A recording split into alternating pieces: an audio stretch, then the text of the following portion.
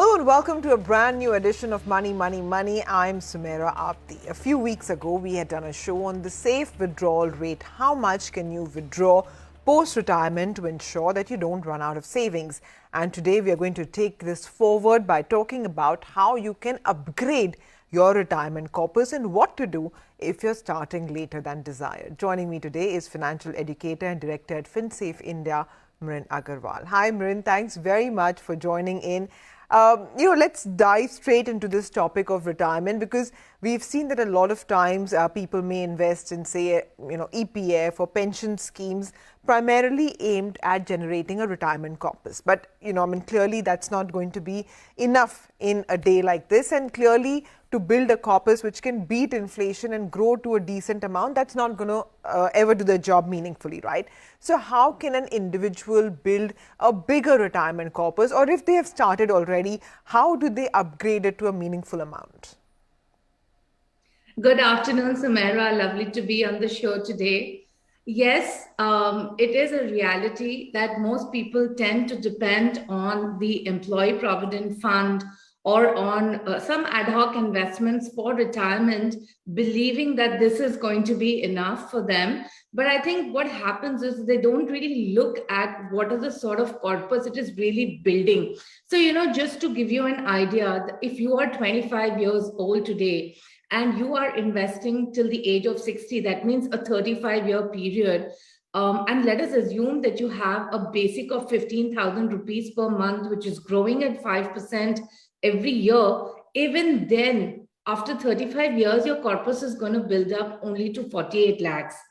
If you're starting at 35 and you have a higher basic, let's say you've got a basic of 30,000, even then the corpus is going to build up only to 71 lakhs. So, EPF is a great investment, but it can only get you to that much, right? And certainly you need to look at increasing the corpus. And the only way that you can really do it in terms of really building the corpus to a meaningful amount is with the addition of some equity in the portfolio. So again, in the same example, if a person, in addition to the employee provident fund, if a person is adding an equity SIP of 5,000 rupees a month, then as you can see, at the end of 35 years, you're ending up with a corpus of 3.2 crores from equity. And even if you're doing it at the age of 35, yes, the corpus grows to a much lower amount, but still you're ending up with a meaningful corpus. So I think the first thing really is that in order to inflation proof your portfolio and really look at getting good inflation adjusted returns, you do need to add some equity in your portfolio. You need to add some equity towards building the retirement corpus. And by some equity, it is not only a small allocation. So typically, most Indians have an allocation of about 5 to 8% into equity. That's actually not going to be enough.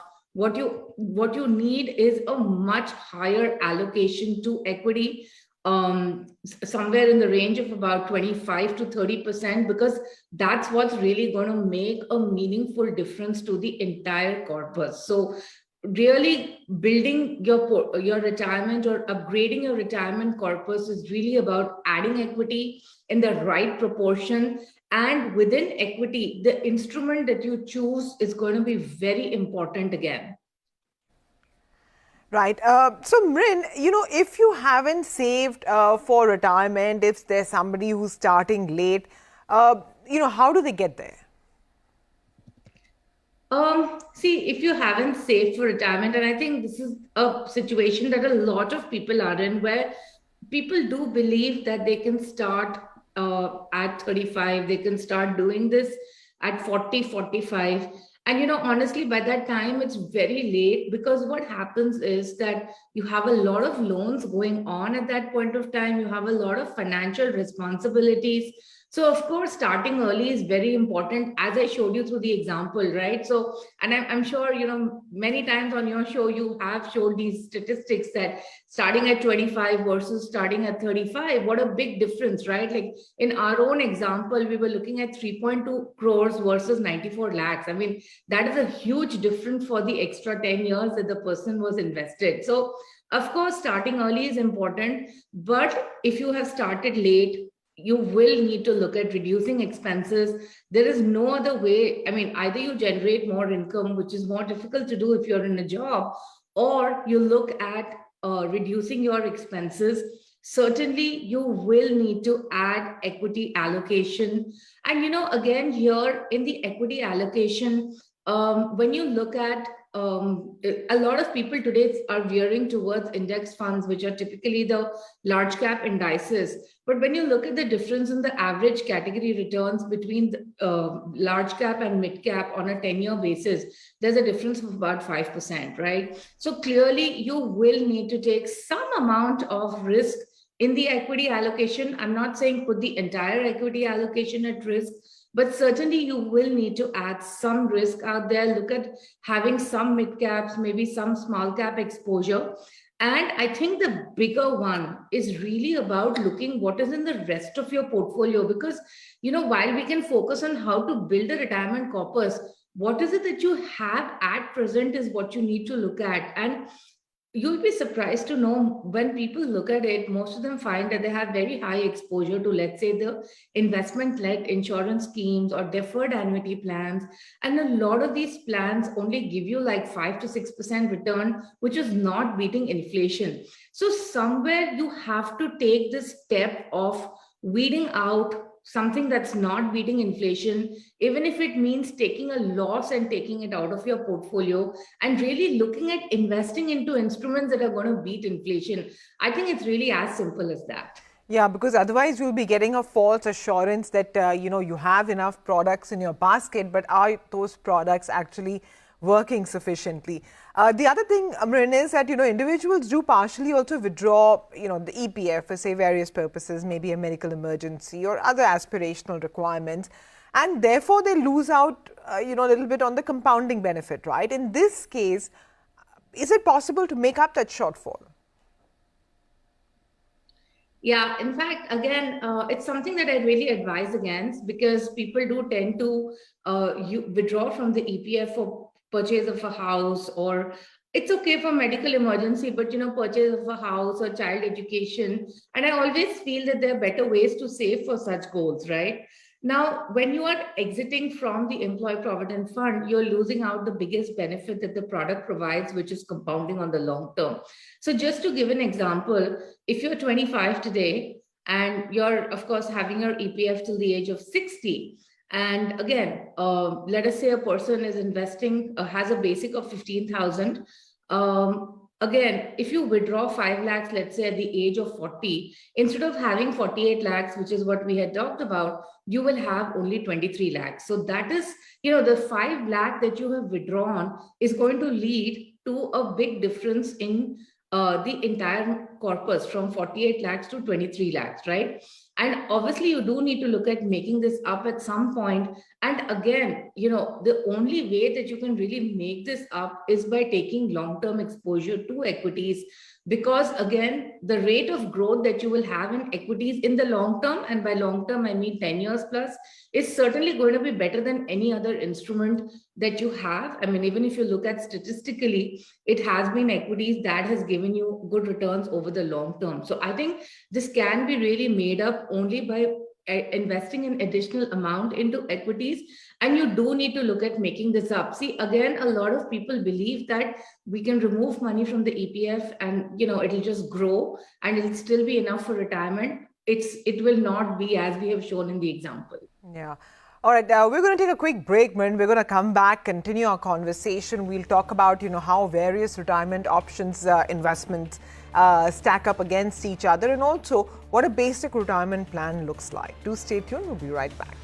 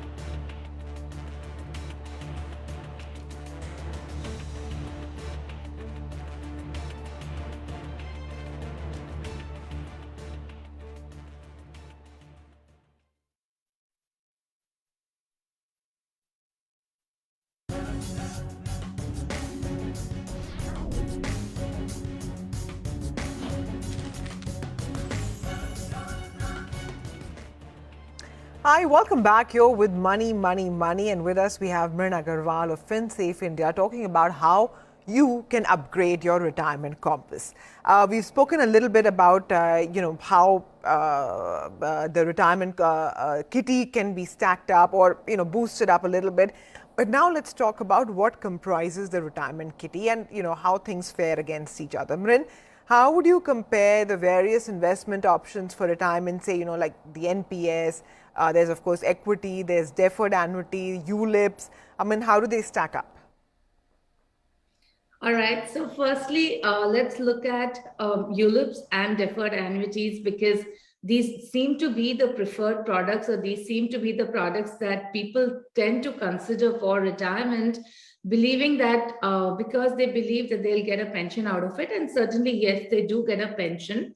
But I think when you look at the way that these plans work, there are two phases. You have the accumulation phase, and then you have the payout phase or the distribution phase. Now, when you look at the accumulation phase, this is where there is a problem because there are very high charges on most of these plans, which do not allow the corpus to really grow to a very large level.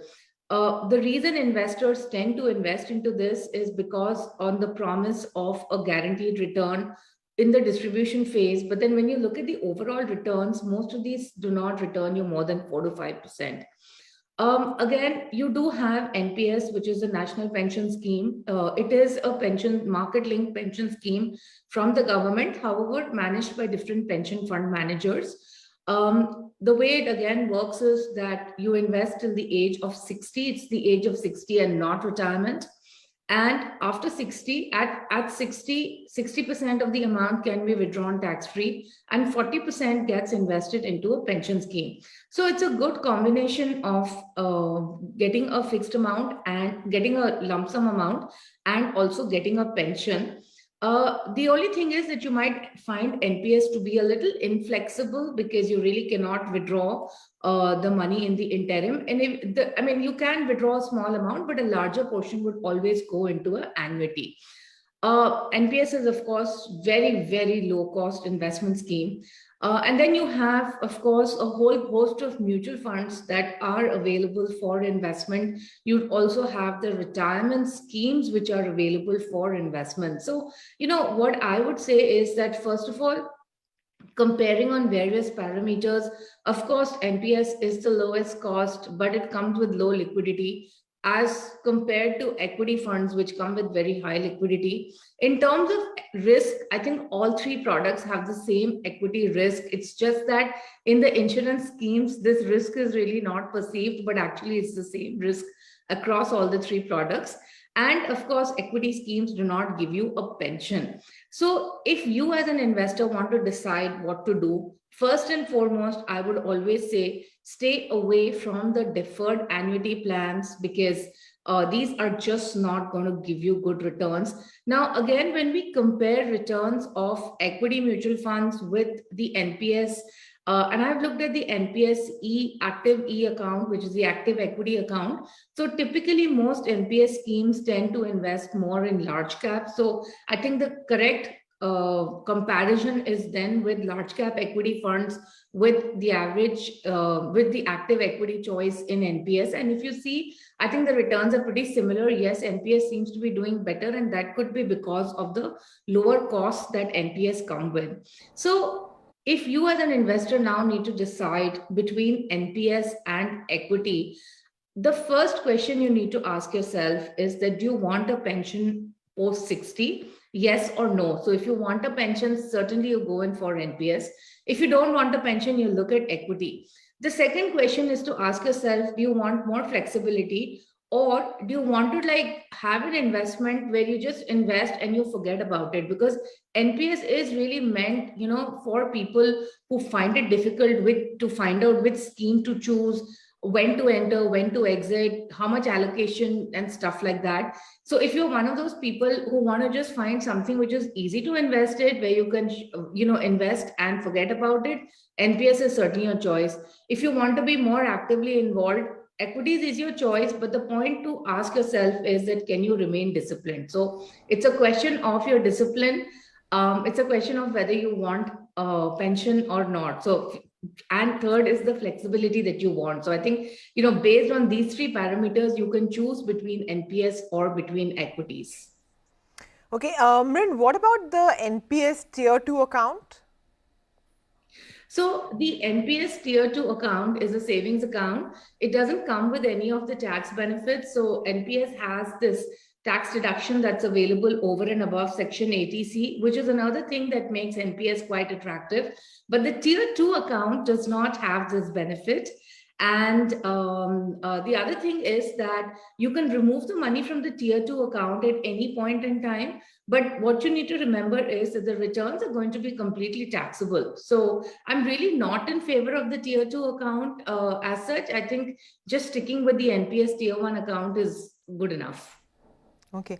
And finally, Mrin, can you share a simple retirement plan? So the first thing that a person needs to do is access a retirement calculator. There are lots of them available online, firstly, right? Because many times I see people saying that I want to have X corpus at retirement. It doesn't work that way. It has to be based on your expenses and it needs to be adjusted for inflation. So to give you an example, if you are 25 today and your current expenses per month is 20,000 rupees per month, then the corpus that you need at the age of 60 is going to be rupees 2 crores, right? Similarly, if you're 35 today and your expenses are 50,000 rupees per month, the corpus that you need at retirement for you to sustain your expenses, inflation adjusted for the next 20 years, is going to be roughly 3 crores, right? So the first thing is to estimate what is the right amount that you need to invest towards retirement based on your current expenses. Now, I would, of course, recommend EPF, for those people who are salaried. Other than that, you can add on the equity investment. So again, in my example, if a person has expenses of 20,000 rupees per month and there is some money going into EPF, the person can also do a SIP for 2,500, and that the combination of the EPF and an equity SIP of 2,500 is going to give the desired corpus at retirement. Similarly, for a person who's 35 today with expenses of 50,000 rupees per month, a combination of the EPF along with a 12,500 rupees SIP will give the desired amount. So I think the point is to use the calculator to figure out what is the amount you need to invest. For salaried, you have EPF plus equity, which you can take through NPS or equity funds. For the non-salaried, right, you do have some fixed income options that are available. And you could even look at the fixed income options within NPS itself, honestly, and try to create that asset allocation between debt and equity through the NPS itself. All right, Mrin, thanks very much for joining in and explaining, how a retirement corpus can be upgraded. So some of the key takeaways for those who are listening are that just relying on EPF is never going to be enough for you. You need the equity bump up to keep pace with inflation. Also work on reducing expenses and moving away from riskier investments closer to your retirement. And of course, for late starters, look at bulking up the equity allocation as well as exploring other sources of income. With that, we're going to wind up on Money, Money, Money. Thanks very much for watching and we'll see you again next week.